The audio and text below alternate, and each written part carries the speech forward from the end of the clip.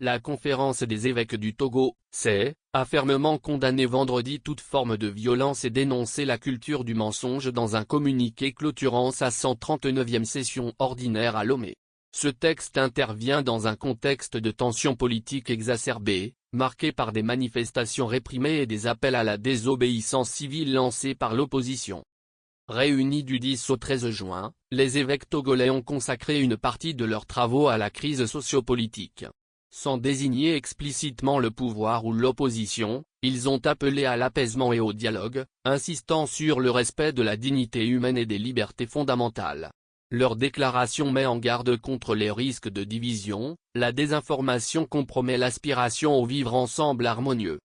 Les prélats ont renouvelé leur invitation à la prière pour la paix, reprenant une formule liturgique, que tous les fils et filles de notre cher pays deviennent capables d'amour au lieu de la haine, d'union au lieu de la division. Ils ont confié le Togo à la Vierge Marie, Reine de la paix. Ce positionnement fait écho à un message antérieur de la CED du 26 mai, cité comme courageux par l'opposition dans sa déclaration du 12 juin, qui dénonçait déjà l'arrogance du pouvoir et le mépris des aspirations du peuple.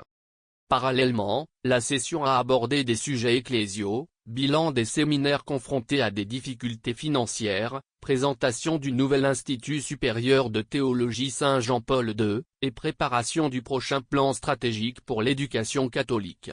Les évêques ont aussi salué les conclusions de la 5e assemblée plénière des églises d'Afrique de l'Ouest, CERAO, tenue à Dakar en mai. Alors que l'Alliance nationale pour le changement, ANC, et des organisations civiles appellent à désobéir à l'autorité illégitime à partir du 23 juin, l'Église catholique togolaise maintient sa ligne médiatrice. Elle refuse toutefois la banalisation des violences, rappelant que les colères muettes deviennent des déflagrations imprévisibles, une citation reprise de son avertissement de mai.